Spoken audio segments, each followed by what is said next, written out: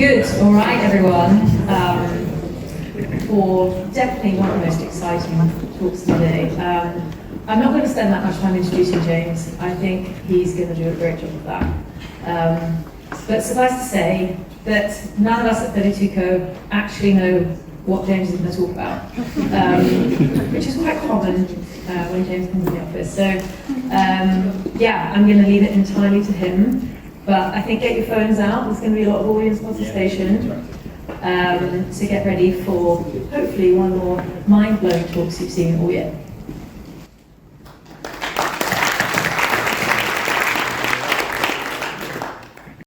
Too kind. My mic seems to be working, that's good.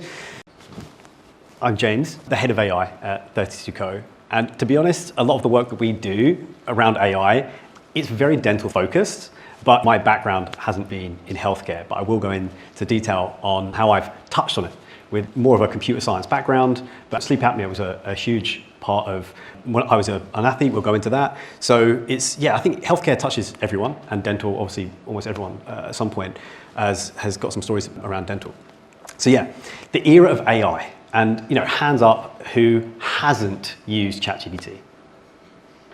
Okay, so one person. Not bad. So almost all of you, I'm guessing, on a weekly basis are interacting with some form of AI, whether it be sort of ChatGPT or a Copilot, Microsoft or Google. They're going to be the biggest ones. So really that's my background, building AI.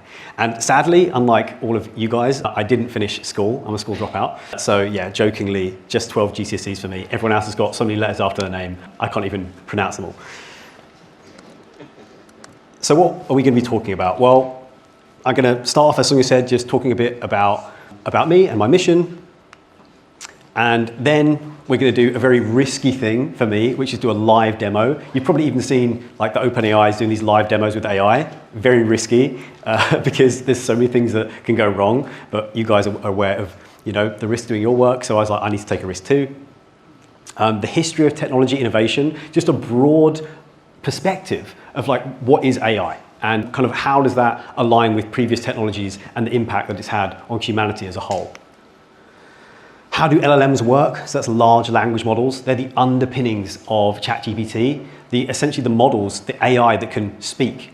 For those sort of my age and older, you realize that there was a time where computers could not write. They couldn't speak. If you said, I want to talk to a chatbot, you lamented the fact you had to do that. And obviously nowadays, they're getting very sophisticated. So we're just going to have a quick look at like kind of how do they work. And in fact, you're going to do a demonstration amongst yourselves about how they work as well. We're going to do a showcase of all the really cool technology. It's actually definitely not all of the technology, of some of the technology that we're building at 32Co, which is incredible. I mean, I will say that I've worked for some of the biggest financial institutions. I've worked with like the Googles, and it's incredible what 32Co is doing. And often the leadership there is just so keen to look at this technology, even though we're in a space that has to be slow moving, by definition. But the fact that you can augment a lot of this stuff with technology, I definitely think is the right direction. But yeah, it's been really fun to work with those guys. And a look at augmented intelligence. So the future won't be AI. Of course, we all know this. The future will be humans plus AI. And I think everyone that's using ChatGPT will already be aware that if you just copy and paste outputs, or you just blindly get it to do things without your input and encouragement, it just produces AI slop. So, the future is definitely augmented intelligence. So yes, a bit about me. So my previous escapades, I helped develop $200 million plus worth of enterprise AI technology. This was for AutoGen AI, so this is a bid writing software, so pretty boring, but a really good use case for AI. I'm a researcher, so I've been honored to be cited by Meta AI, Honda Research Institute, Carnegie Mellon, and other leading labs. I started my career as a quantitative developer, or a quant. So really just a finance background. But that's also how I fell in love with AI. I guess when Google DeepMind first did the algorithm that beat Kasparov at chess, and it uses reinforcement learning. So it means that it actually plays against itself. If you want to get better than the best human in the world, you can't just go to the best human anymore. You have to be better than them. So the only way they could do that is get the computers to play against themselves and learn against themselves. And that's how they managed to achieve, by far superhuman performance. And that's when I realized, look, I didn't go to school, so my mathematics wasn't as good as the best mathematicians, although it was acceptable. But I realized if computers could learn from themselves, that they could finally surpass humans in very narrow domains. So that's how I really fell in love with AI. It was through finance. And it almost feels like a previous life. I was an Olympian. So I was an elite marksman. I went to the London 2012 Olympics. I'm a quadruple Commonwealth Games medalist, and I broke some British records along the way. So that's actually my excuse.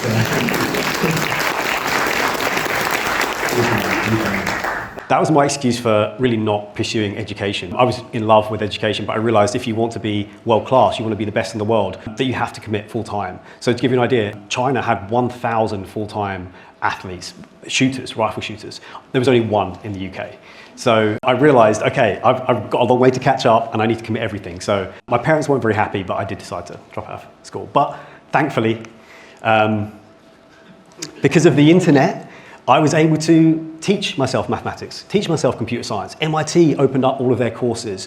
Oxford I actually asked one of the professors in the computer science faculty, I wanted to learn about AI. So this is around about 2013.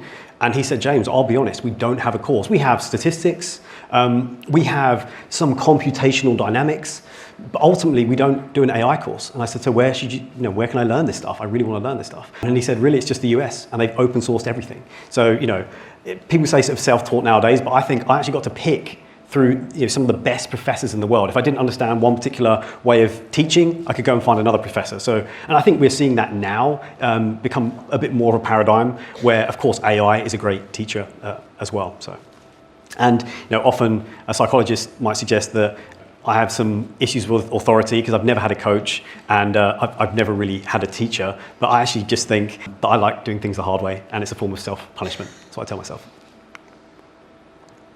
And I guess the last thing is I have many side quests. They include paragliding, building robots, aquaponics, augmented reality, and I also do have a black belt in judo. So I'm probably the most ADHD person you've met this week. And this is just an AI-generated video. Wow, look at that view of me flying with my pet rabbit. Down there, little guy. And of course, yeah, that's not me, and I definitely wouldn't take my poor rabbit up there paragliding, but it's always been a dream of mine. We were talking about dreams and sleep. This is a regular dream. You can have to diagnose that for me. So, yeah, why do I have this dream? But yeah, it's awesome what you can do with AI nowadays. And final random fact, I'm a triplet. So I didn't earn that, but it's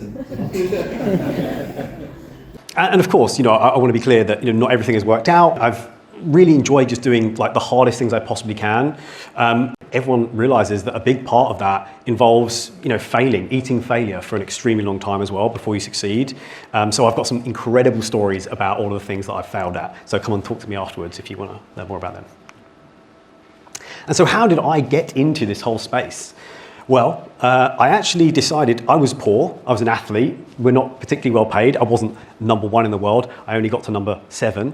So I wasn't paid enough to go and get the best dental treatment. And I thought, look, I know how to print things. I know how to scan things. Why can't I learn? I read a few research papers about how invisible aligners worked.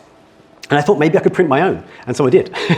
I started off with a crude scan using my phone, which I know there's a demo out there. It was very similar to the technology I used. I realized the result from that STL wasn't fantastic, so I did the old school, get the molds, and then send them off to someone, and they gave me the scan, and then I printed them out. And of course, I started off directly printing the aligners out of PLA, which is kind of a rapidly decomposable plastic, and I realized actually the better thing is to produce a very hard mold out of some really stiff thermoplastic and then vacuum form it, and that's kind of similar to how we do it today. I didn't have the cool laser that Invisalign do to give you the gum contours. I had to do that manually. Suffice to say that for my first pair of aligners, they were good, but they weren't fantastic. And I did much later, as you probably suspect, probably 3 or 4 years later, I went to an ortho and they were like, you are crazy, #1, like you are absolutely crazy. But I said, I actually need attachments. I don't want to composite bond, I don't want to put these attachments on myself. And I said, would you do that for me? And he's like, yes, at least that means that you don't have to do this yourself. So that's how I got into dental.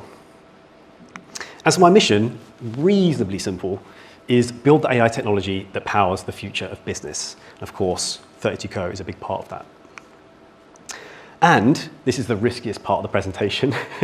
Rather than going over a load of technical slides on the type of AI technology that we're building, I thought I would do a demo, a live demo of some of this technology, which truly is at the cutting edge.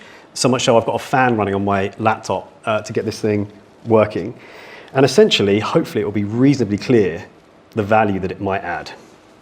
So what I'm going to do is play some music, some AI generated music that might not be appropriate for this particular arena, but I didn't know that at the time, whilst I set this up. So yeah, actually quickly, we're going to meet the AI workforce. That's going to give you some overview. So Rachel, the receptionist, Sarah, the sales rep, and Daniel, the dentist. That's who you'll be meeting in this demo.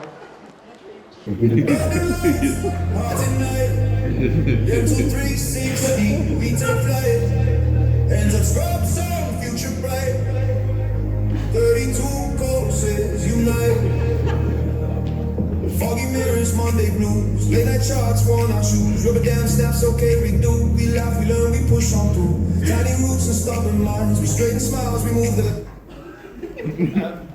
Get the idea.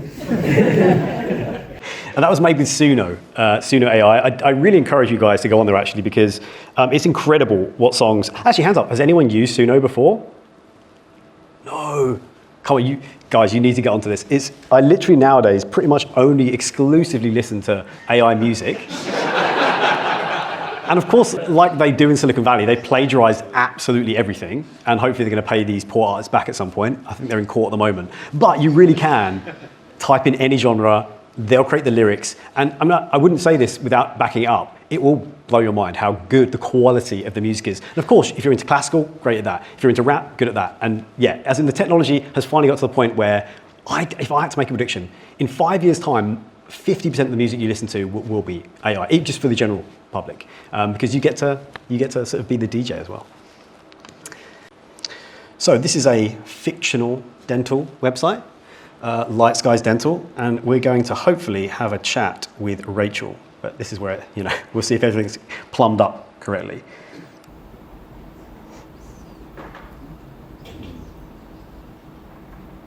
Hello, this is Rachel speaking. Hi Rachel, how are you? I'm doing well, thank you for asking. How may I help you today? I'm just wondering actually, when was my last checkup? Okay. Your last checkup was on May 5th, 2024. Well, that's too long ago, isn't it? Could you book me a hygienist appointment for the 11th of October? I can certainly help you with that, James. Just to confirm, are you looking to book this for October 11th, 2025? Yeah. And what time would be better? Let's do it for 9 a.m. Okay. Great news, James. It looks like October 11th, 2025 at 9 a.m. is available. I'll go ahead and book that for you now. Just to confirm, your name is James Huckle and your email is james.huckle@jameshuckle.com, correct? Yeah, that's right. Okay. Okay. Your hygienist appointment for October 11th, 2025 at 9 a.m. has been successfully booked. I've also sent a confirmation email to james.huckle@jameshuckle.com with all the details. Thank you. So, this isn't just talk. Hopefully, you can see there is a hygienist appointment that has been booked, and with any luck, we have a booking email confirmation of that appointment. But humans being humans, Rachel, sorry about that. I'm actually not available in the morning. Could you book that for 3 p.m. instead, please? No problem at all, James. I can certainly change that for you. So, that's October 11th, 2025 at 3 p.m. for your hygienist appointment. Is that correct? Yeah, that's perfect. Thank you. And you can see, hopefully, that that's been rescheduled. So it just gives you a glimpse into the future of, we can have that on a website essentially running all of the time. You can do reasonably basic queries, but we'll take it a step further. We'll see how far we can stretch this technology and what it can do. So what I'm going to do is...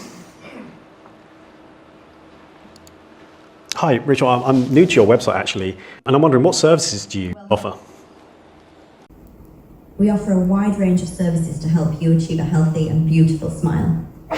Are you interested in a particular type of service, or would you like me to give you a general overview? Yeah, I just want to see a list of your services, really. I've opened a new tab for you with our products and services page, where you can find a comprehensive list of everything we offer. Please let me know if you have any questions as you browse. Oh, that teeth whitening is quite expensive. I don't know if I can afford $300 for teeth whitening. Have you got a better product that's a bit better value for money? I understand that the cost of some treatments can be a bit much. I've opened a new tab for you with our whitening strips. I believe they offer great value for money with fast results. And for your convenience, I've added them to your cart. Amazing, thank you. That's very presumptive of you, but I was in a rush, so that makes sense. Could you show me my scans, please? Great, your dental scans should now be open in a new tab. Is there anything else I can help you with today? I'm going to meet you.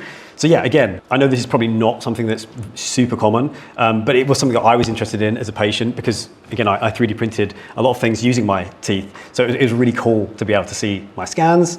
And actually, leading on to the mandibular advancement device talk, I actually created a program where if you have your scans, you can create your own mandibular advancement device. Now, admittedly, this is purely for just R&D purposes. I literally asked myself the question when I was talking to Rich, is this possible? Is it possible without any human intervention in under 60 seconds that I can model a MAD device? A terrible one, admittedly a terrible one, because I wanted to do it in under 60 seconds. And so yeah, as you can see, it's possible. So that's already fun and interesting, but let's see if we can take it one final step further and let's see if we can talk to a virtual dentist.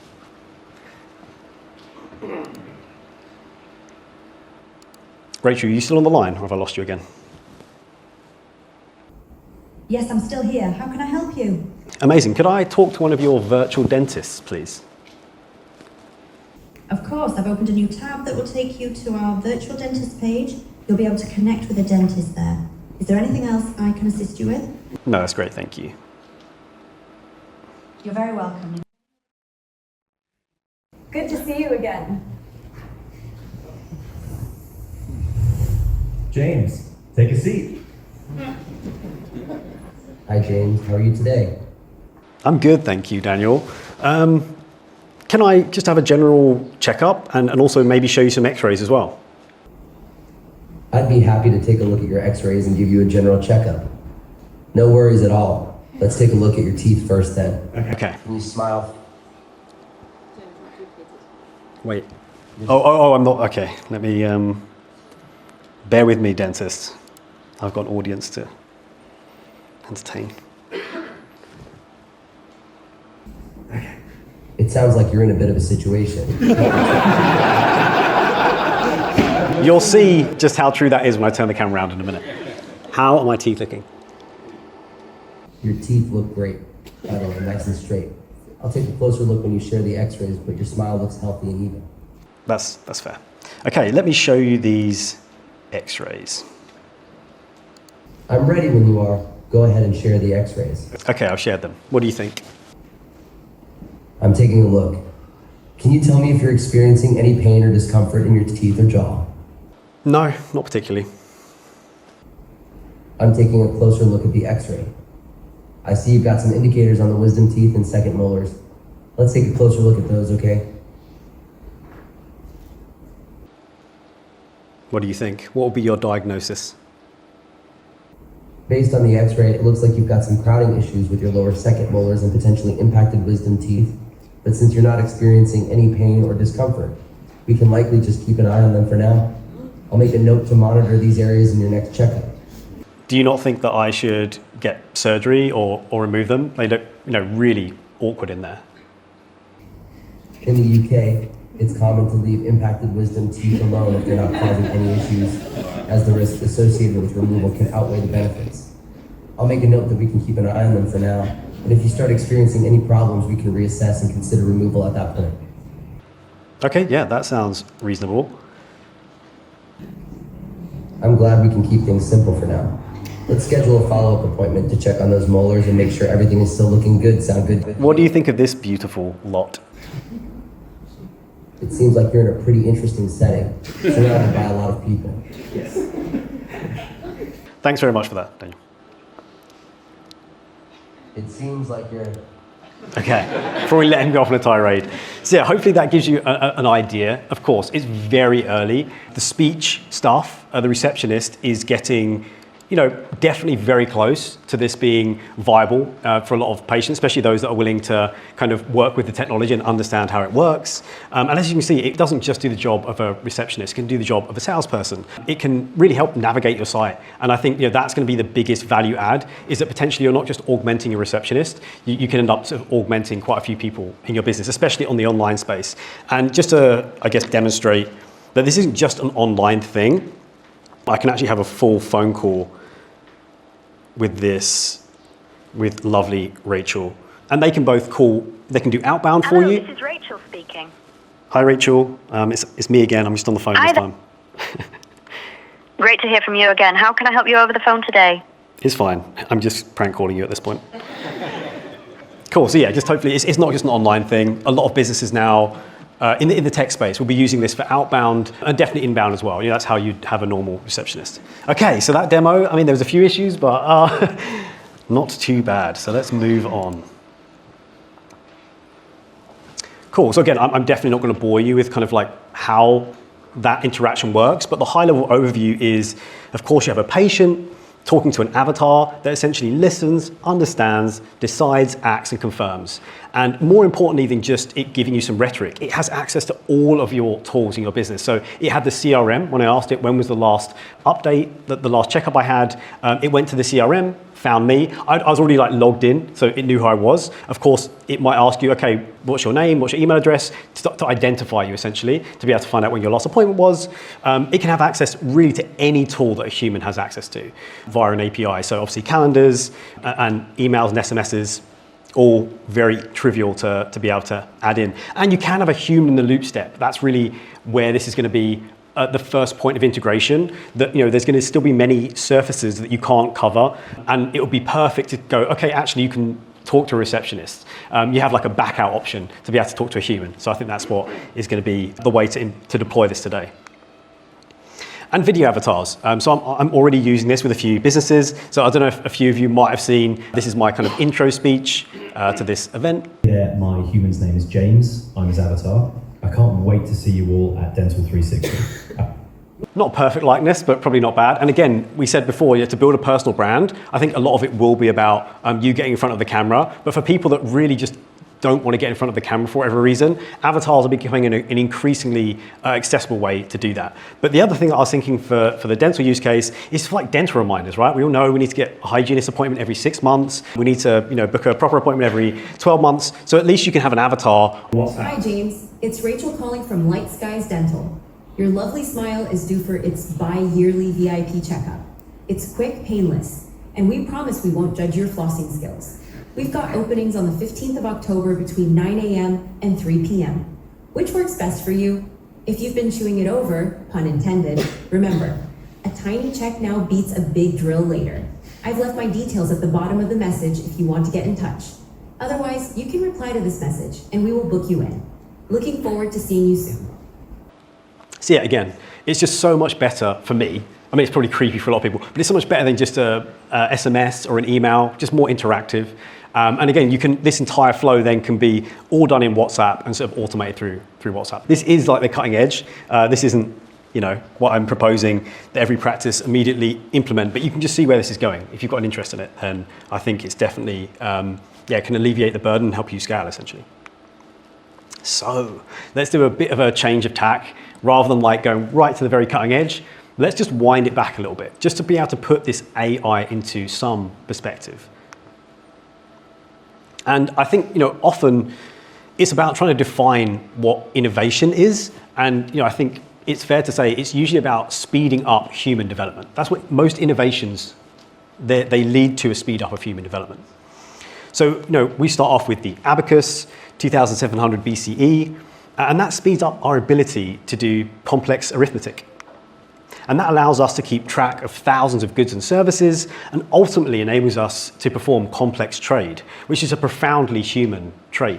The ability to exchange goods is very virtually unseen in any other species, and that's what enables us to be quite dominant.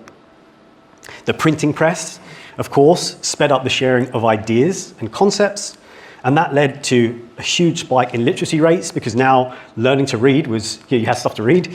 And of course, that ushered in the Renaissance period and catalyzed scientific discovery because you realize if we deleted all of the information we have that sits on the internet today, there would be no one person that could be able to build this laptop.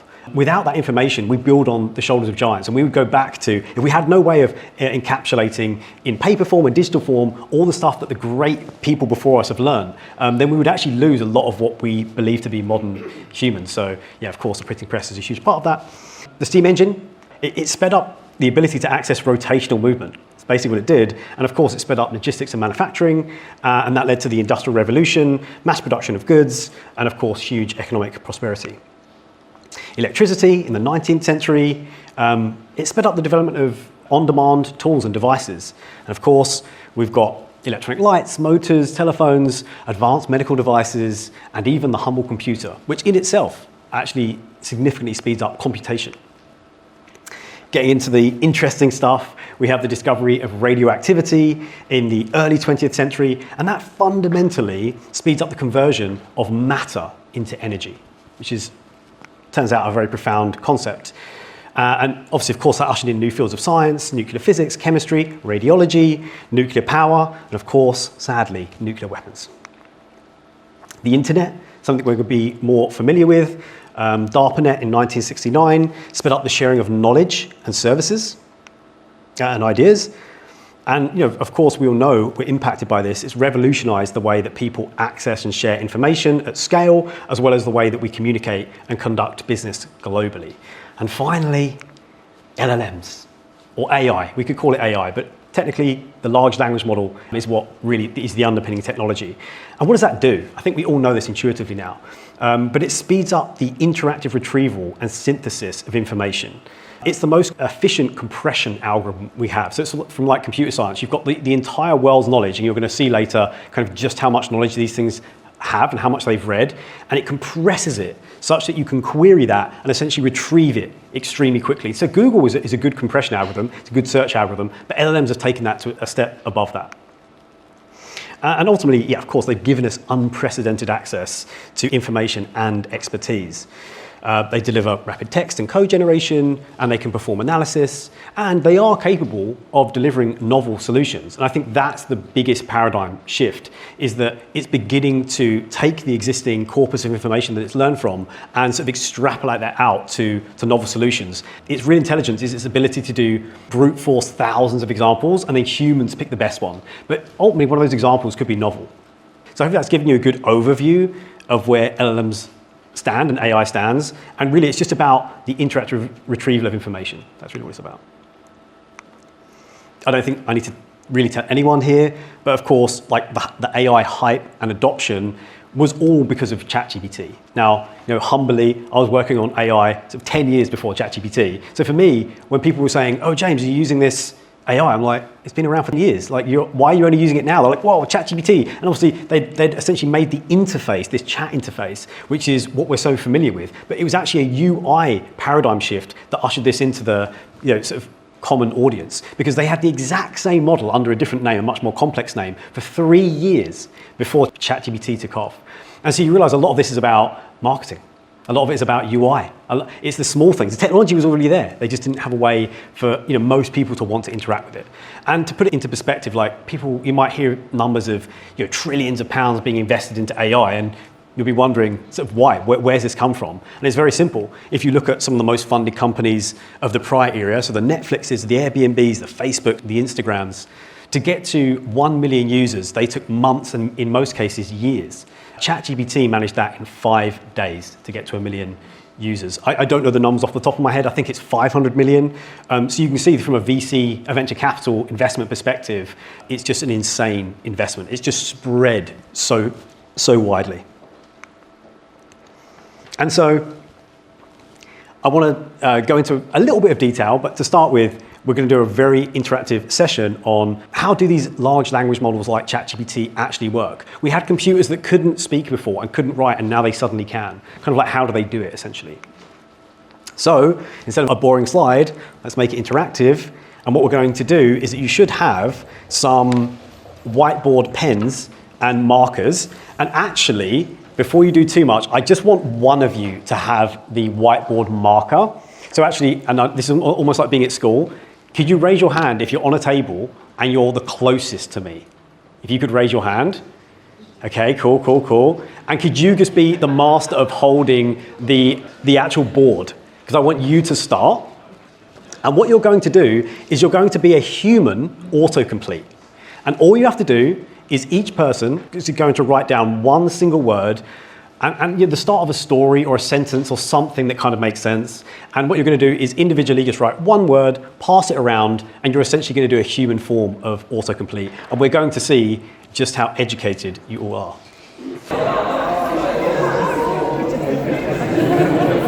Okay, so if you've gone round twice, then stop. So I think otherwise this could delve into something quite interesting.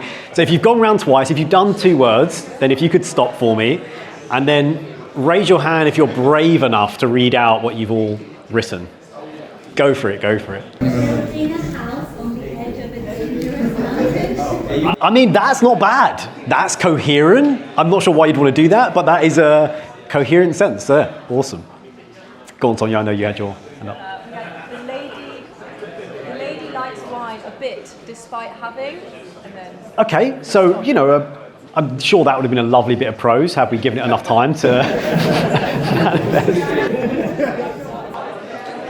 So hopefully it was a bit of fun, and you actually realize how difficult this is. Like, we have the concept of ultimately what we're trying to write, but even though you're trying to follow on from other people, it can be very difficult to kind of actually write something that is meaningful. So hopefully, I mean, I think some people are writing whole essays. They'll be able to publish this by the end of it. They've kept going. So if you could put your cards down now, and I'll give you a more technical overview of how this is working. And LLMs are just like autocomplete on steroids. You know, that what you've just done is a human autocomplete, and the way LLMs work is really very similar, is that they pick the next word from a subset of appropriate words given the current sentence. And of course, if you're the starting person, there is no context, so you sort of get to make it up on the fly. And the outputs from ChatGPT, I'm going to use LLMs and ChatGPT interchangeably. They're randomly sampled from that set of possible words. So imagine you have a vocabulary, then you have a set of words that make sense grammatically, and then it's randomly picking each time. So for the same input question, you can get a different answer. Often the meaning of the answer is the same, but the way that it's constructed is different. So just a really sort of plain example of this is, we believe the patient needs A, and in this room, that might be the probability of words that come out of your mouth. You know, 93% chance of a filling, 86%, and you'll see why this doesn't add up to 100. It's a probability distribution, 86% X-ray and 49% rhinoplasty. And what that means that essentially, you know, if we sampled these randomly, that, you know, filling would come up the vast majority of the time, X-ray would be second place, and rhinoplasty would be third. And this is just for any mathematicians in the room, but also just to help you bust some of the jargon. They're known as autoregressive, which means that the next word is predicted based on a statistical relationship between the previous words. So we'll go into a little bit more about that, what that means, but it's just good to know. And more importantly, when you're using these things, they're stochastic, which means that the next word is selected based on a random probability distribution. So they're sort of statistical, they call them stochastic parrots, because they do know all of the corpus that we've learned on, but they are randomly sampling through that corpus. And probably the most interesting thing, I think for me, when I really got to learn about AI, was just like, how have they done this? How can you go onto ChatGPT and suddenly a computer can write? It was incredible. So how did they do this? Well, a huge part of that, not too dissimilar to ourselves, they obtained bigger brains. So when I got into this field 2013 or so, you're looking at models that were maybe 1 to 5 million parameters in size. And realistically, parameters is a reasonably decent proxy for synapses. So, you have the neurons in your brain, and then you have all the connections between those neurons, which is that computational blow-up. That's essentially your synaptic connections. And so the human brain has around about 100 trillion. I mean, within an order of magnitude. Most papers will cite between 10 and 100 trillion synapses.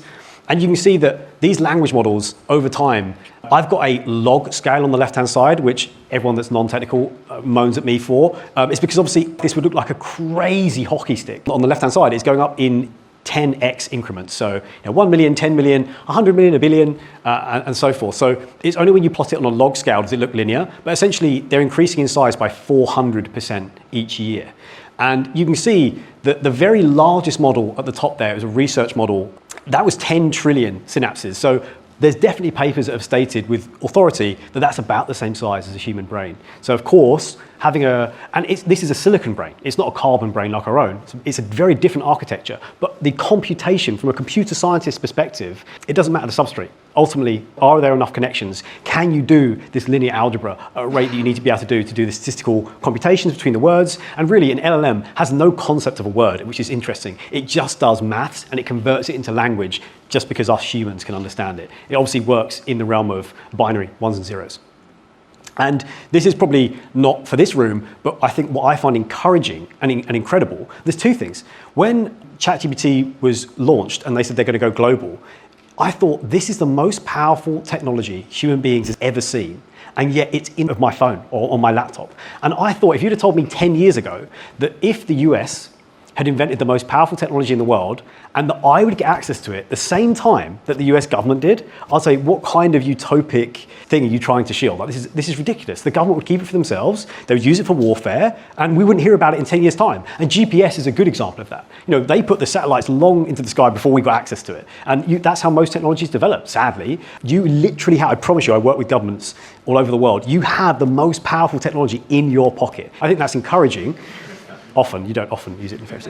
And the open source and proprietary. Open source means that all of the source code is somewhere on the internet. And it means that all of us can get access to it. Versus companies like OpenAI, despite the name, they are in fact closed. Now they're producing some stuff that's open source, but their best models, they are secret. We don't know how they work. We can't access the underpinnings of those models. And that means that we then can't audit if they make changes. We can't audit them for biases. We have to trust them. But the open source community, and often these are ex-engineers that have left, these are some of the smartest people, frankly, I've ever met. They get to reverse engineer these models and they publish it out to the world, everything, the training data, how they work. Now, of course, you do potentially millions of dollars to be able to train one, but the fact that this technology is in the people's hands, and finally these open source models have reached parity with the size of these closed source models, just further sort of alleviates my concerns that AI, one, will only be in the hands of a few. The most powerful AI will only be in the hands of a few. And even those few, most people won't know how it works, and they won't be able to sort of audit trail how it works. But that's not the case. It's kind of incredible, honestly, for me, that we all have equal access to this technology. It felt like that. There's no way that could be possible, but the fact we do live in that world is super encouraging.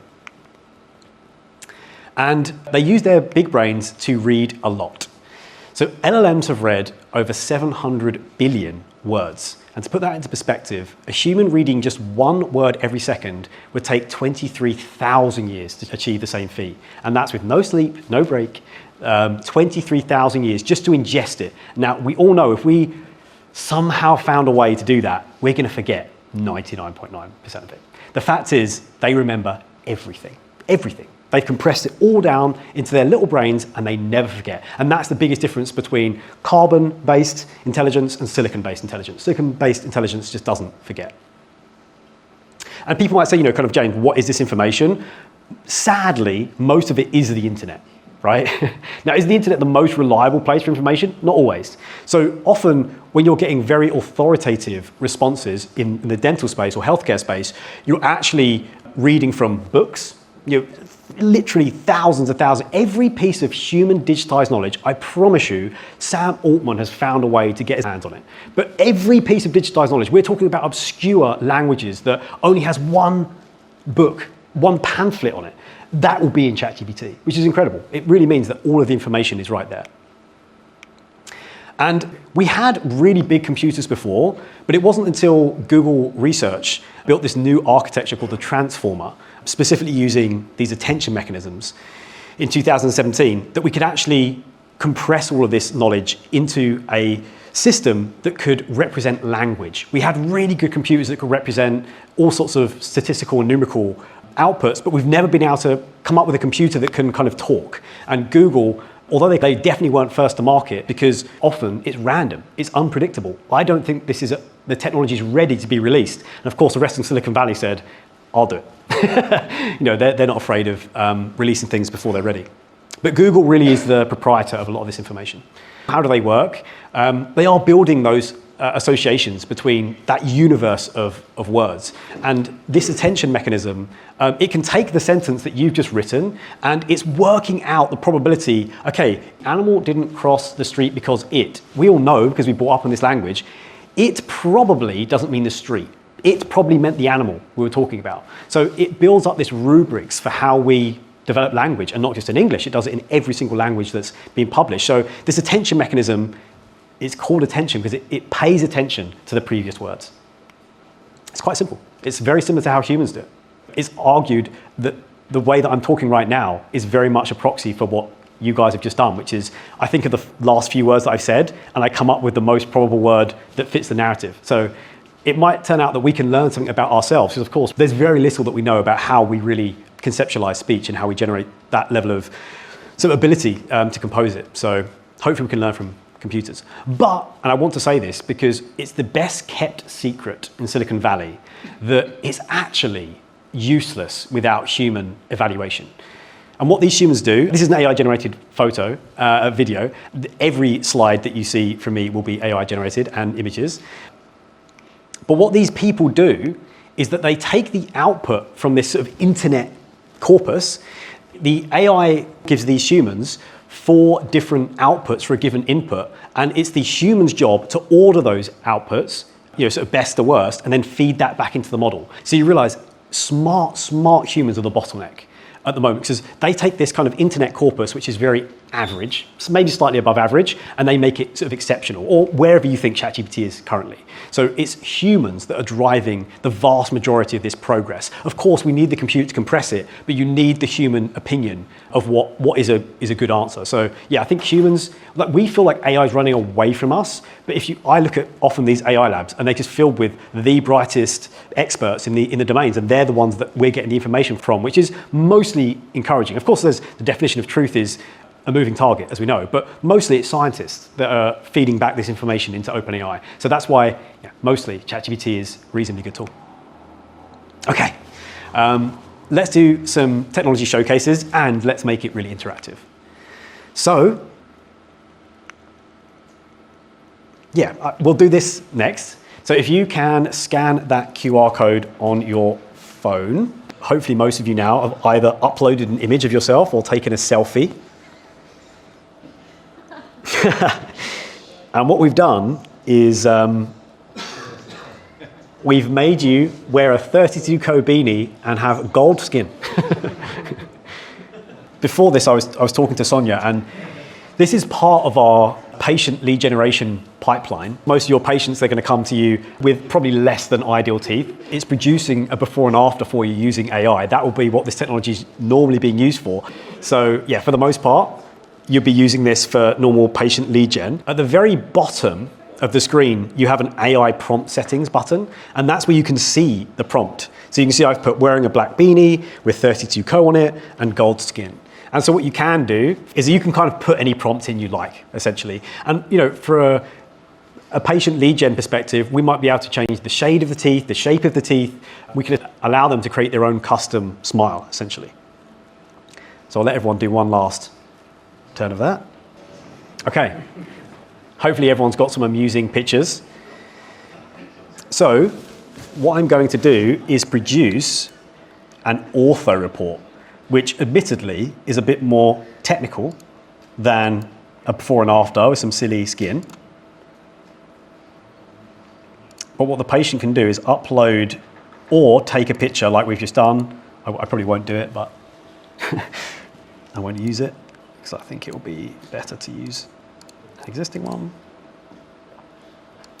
And you can imagine, I actually had the agent, Rachel earlier, I had her doing this flow for me. So I said, look, can you give me an orthodontic appraisal, given the photos, and I can upload some photos to Rachel, and she will actually produce this ortho report for me.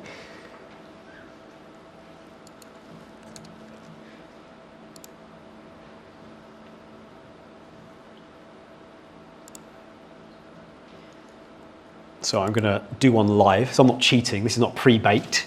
This is live. I'm taking the risk. So I've uploaded those 3 photos, so front on, side on, one of the lowers.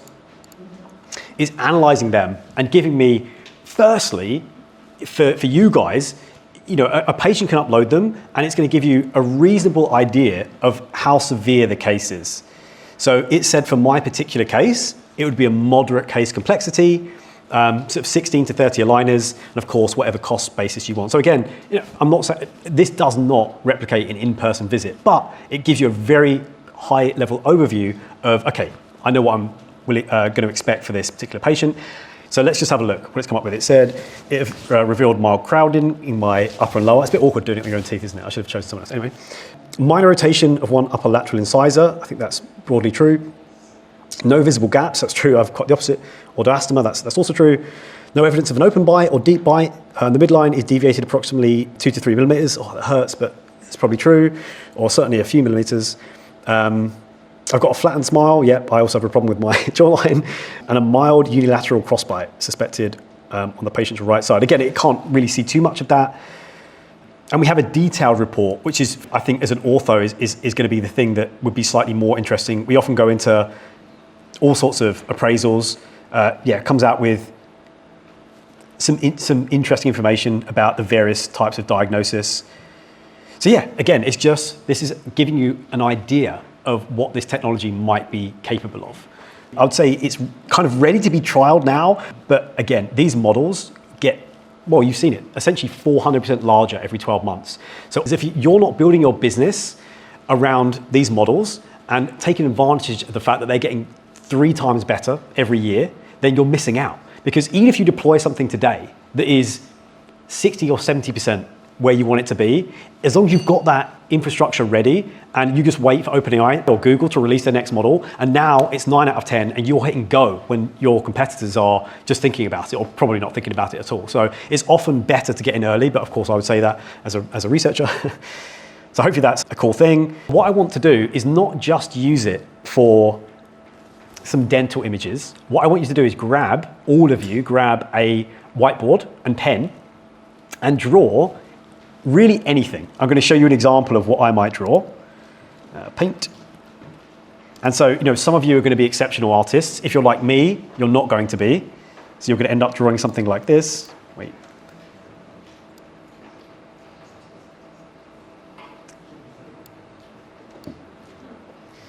This is actually my pet snail, which is you can talk to me about that after. So, and you can draw anything, by the way. Be creative. And because what this is going to showcase is augmented intelligence.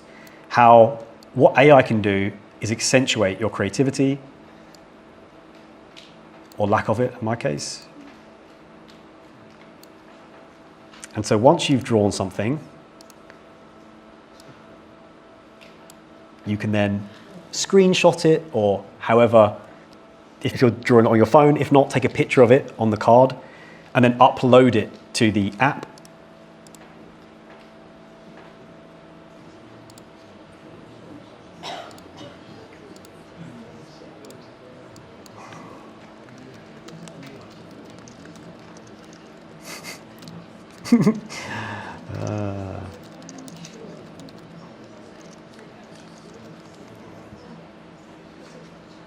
Let's give it the best chance possible.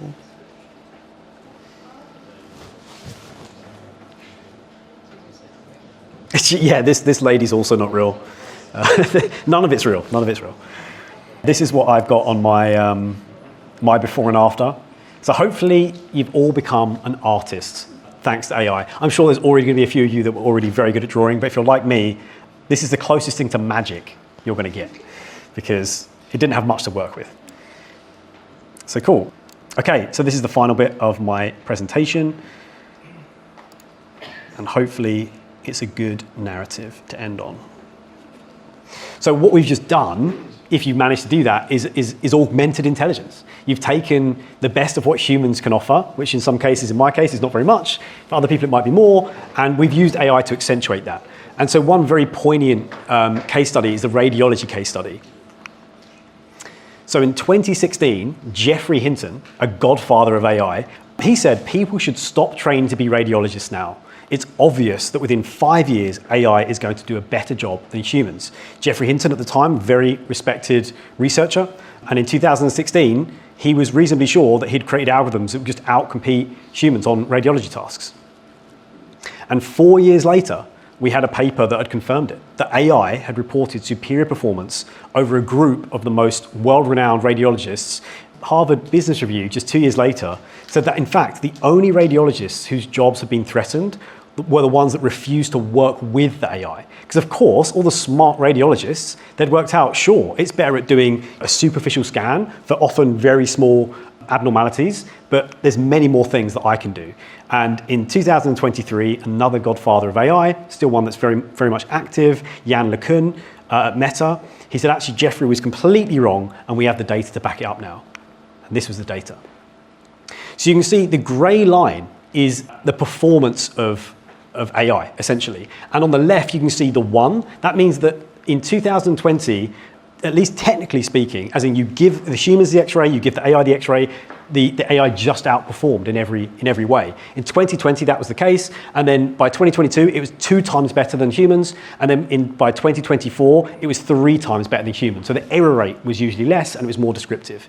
But what we didn't see, and if we look at the green line, I'm colorblind, is that in fact, radiology job postings went up almost linearly with the increase in AI performance. And we're not talking about a trivial job. We're talking about a job that pays almost $500,000 a year. If you're in that space and you can sort of somehow make it more efficient by either employing less or getting those to do more, then you'd have found a way to at least eliminate some of those jobs. But it turns out they become more valuable than ever. We had a 65% year-on-year job growth. Now, and again, like this isn't like super up to date. It'd be really interesting to see what that is today. But essentially, it comes down to the perceived value of radiologists went up because they spent more time with the patients. They spent more time talking about their history. They spent more time diagnosing things that might be genetic. They managed to get a deeper perspective on the patient than just the scan alone. Not only did that lead to higher quality outcomes, but it also meant that these patients felt like the radiologists were offering more value. And of course, all the job postings said, must be able to use AI, must understand how we can speed up that workflow. And I think it's just a good example of how realistically every job out there that we could think, let's say the receptionist, that we might potentially replace with AI. Of course not. You're just going to have the best receptionist sitting there, orchestrating the AI and doing a job 10 times better than they could ever have done just being on the phone themselves. So hopefully that's a good kind of takeaway that dental plus AI is happier dentists and happier customers. And that's been it. Thanks very much.